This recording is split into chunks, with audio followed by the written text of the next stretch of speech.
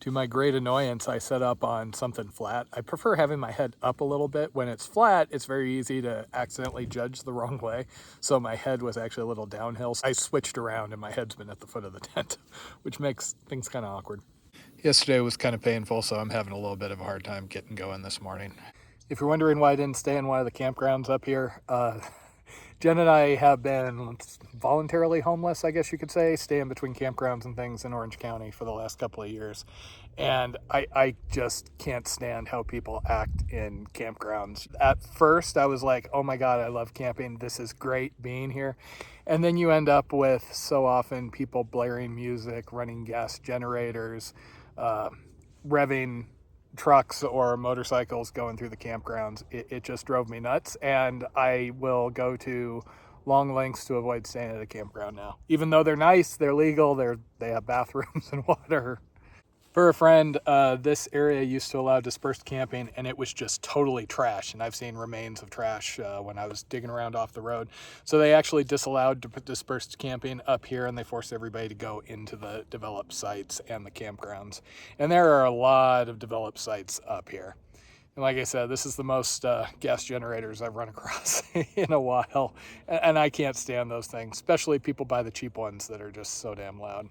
So to each their own, and I'm happy for people to enjoy themselves. I generally will just go out of my way to avoid areas like this, because this feels like the antithesis of what I'm looking for when I go outside. 8 a.m. See what happens when I get nice camps. All my discipline just goes out the window. When I was stealth camping or dealing with the heat waves, I was in late and out early, which gives you a lot more time to work with. Though honestly, at the moment, as long as this foot thing is going on, I am basically in contingency mode. I would have cut yesterday off earlier than I did if it hadn't just been in such a awful area. Every time I have something like this, I get really sweet people who are urging me just to take whatever time off I need and, feel better.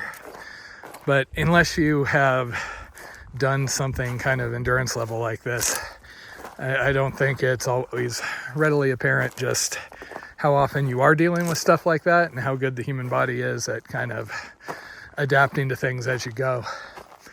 As I've mentioned many times on the Pacific Crest Trail, I had a pretty bad Achilles injury around 500 miles. And conventional wisdom is you're done, get off trail, yada, yada. I was able to rehab it. No permanent damage, just, I backed off a little bit, babied it, stretched.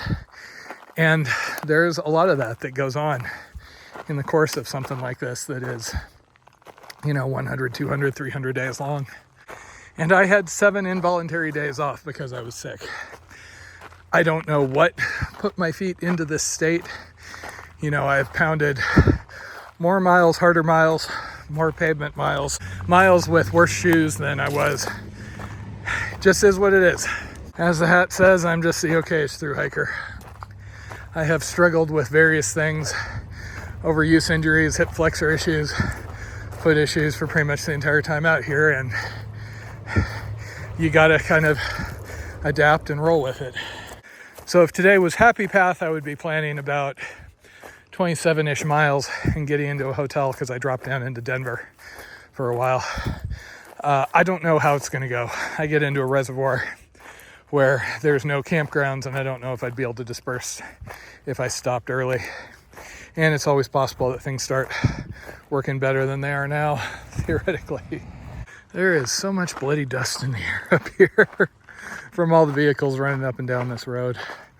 I did get out before too many of the dirt bikes started going.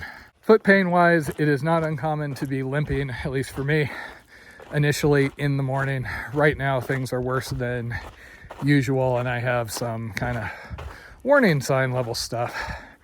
But you warm up and your feet kind of numb up a bit and you're able to continue.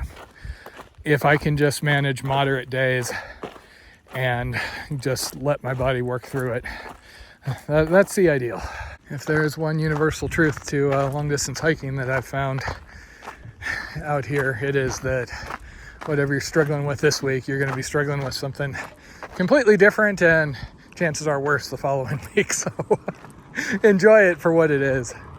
Part of why it's so busy up here, it is Labor Day weekend. Jen is out of contact off in the Sierra Nevada again on another student trip. That's always one of the good weekends for getting out and doing something, just because everybody has a 3-day.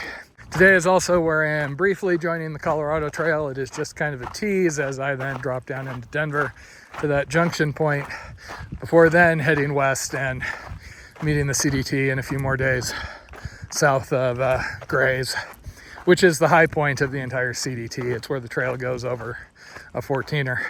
I am looking forward to getting back to the CDT though. I'm hoping that I'll run into a hiker or two. I was kind of bummed. I sat there when I was across the Appalachian Trail waiting for like one person to come by that I could fist bump and say I'd run into a thru hiker, but I was there late in the day and it's like only a 5-mile overlap on the AT, so oh well.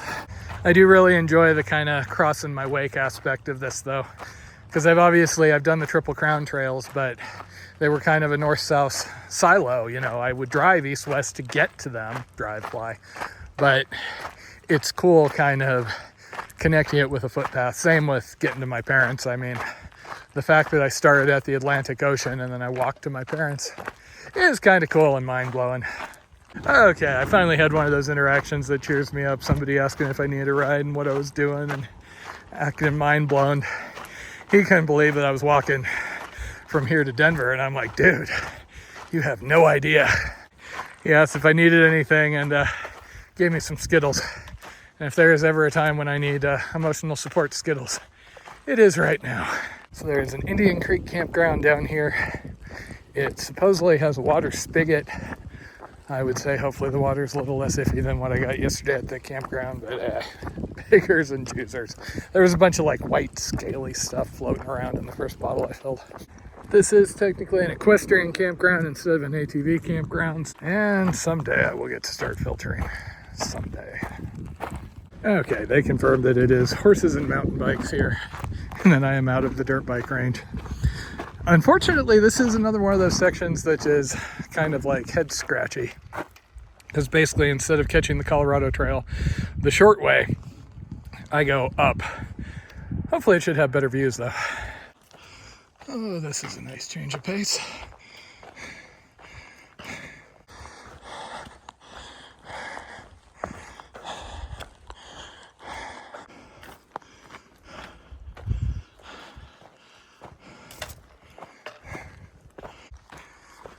Oh, stuff like this is good.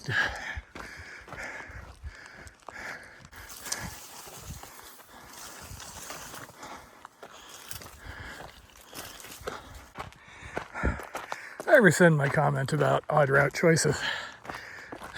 This is nice. Oh, that is a sight. Not sure what peak that is. It's out of the range of Peak Finder, but it's off in the direction of Bailey. So this is a weird one. Admittedly, I do seem to have a superpower for generating small rocks inside of these. I don't know how they're getting in, but it happens.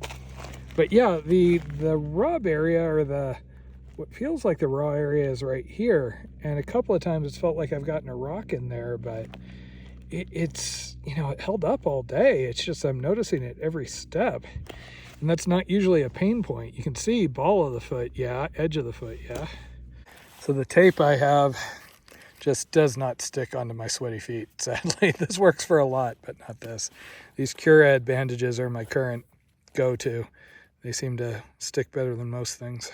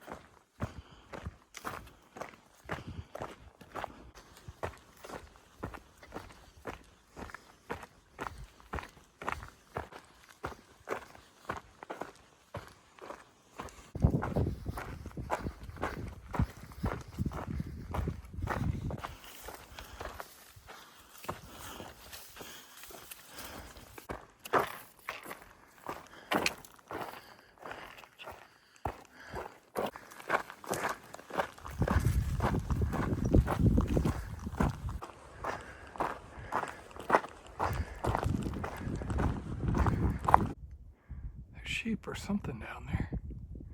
Huh. Oh, that's cool.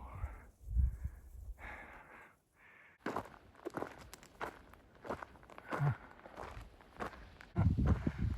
Oh, little guy.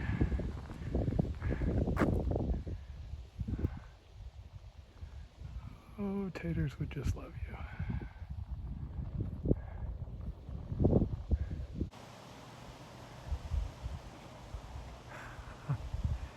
This one seems like he's going to come up and make friends.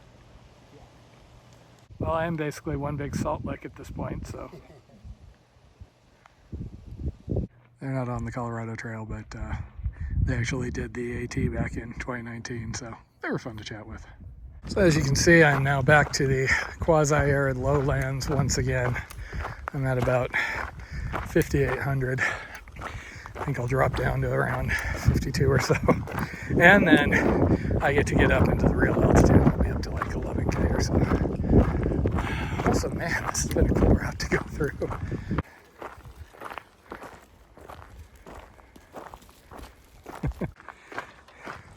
It's always fun coming onto trails like this because people assume, oh, I must be just like about to finish the Colorado Trail, 500 miles. That's so cool. And it's like, I've been a little further than that.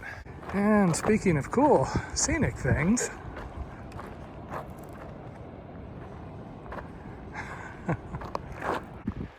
me, Jen, and a friend once did a trip out in the Sierra just to use one of those. They never let you use the easily accessible ones, sadly. This is also the first surface water I've seen since I climbed up into Rampart area. I was lucky there was a couple of campgrounds that had water up there. Kept hoping I'd get to filter.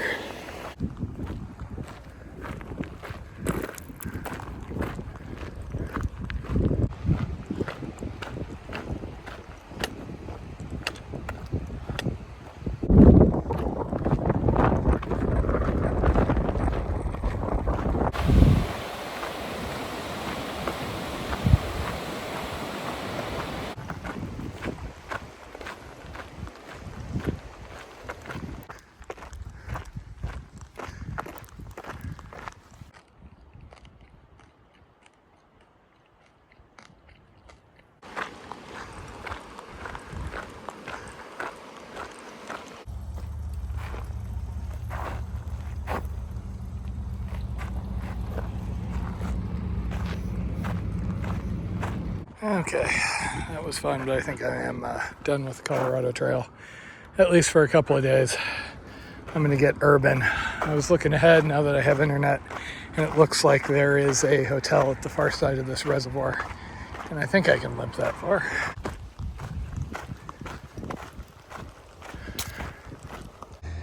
Oh, hey, first one this year. Welcome to the West, huh? Yeah.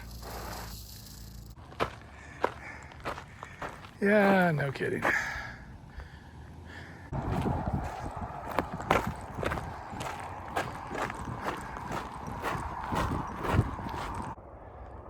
So that's where I came from. And I am back in the flatlands for another day or two now. And that is why I thought that maybe the campground wouldn't be the quietest thing tonight.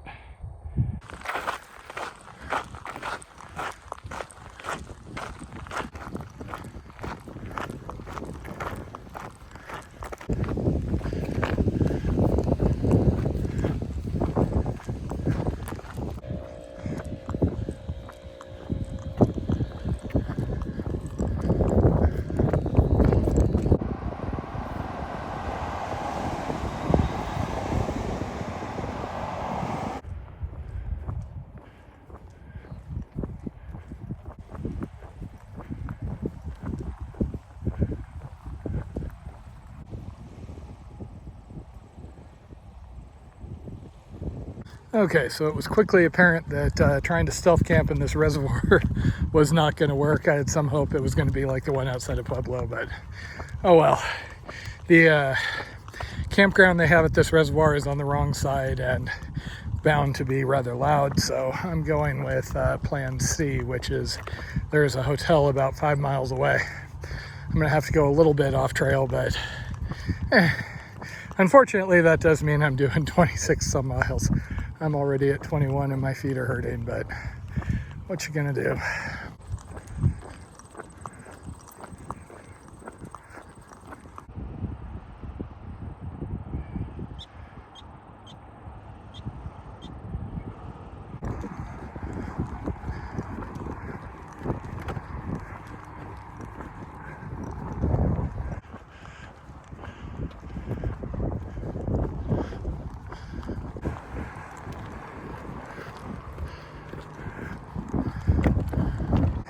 Okay, 7 o'clock. Pretty sure I'm looking at my hotel, but it's still 2 miles and change away. I just need to get there in time to still be able to order Domino's or something. My feet hurt.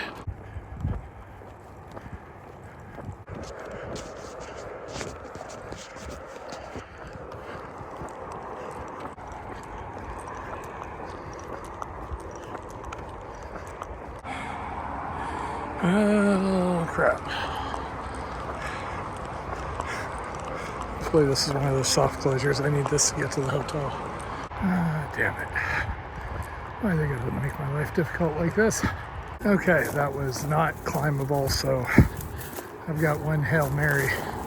I think this is the off-ramp, so if I can walk up the side. Damn it. If I have to backtrack, it is not a short way around. Only a little bit illegal.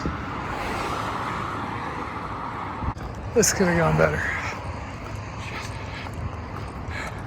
I need to get up there. Okay, well, didn't die.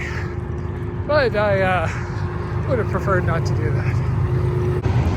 No walking signs are really bloody useful when you've got no bloody choice. I can run with my pack when I really have to. Okay, I am glad that is over. Unfortunately, the cheapest hotel is also the one higher up in the hill, go figure.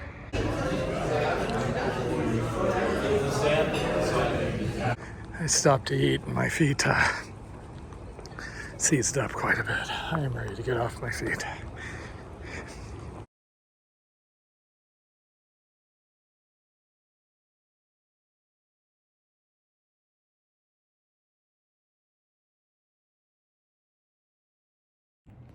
First day of school, super excited, lots of positive energy on campus as always. And I'm still wearing my hiking hat because it is a spirit week and it's hat day today, so showing school spirit.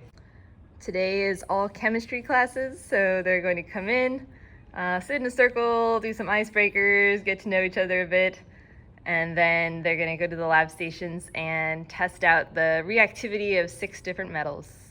This weekend I'm staying local in Orange County as I get settled into the new school year. And so I'm hiking into Crystal Cove, our local hike-in campground. It's always a really enjoyable hike up in the evening.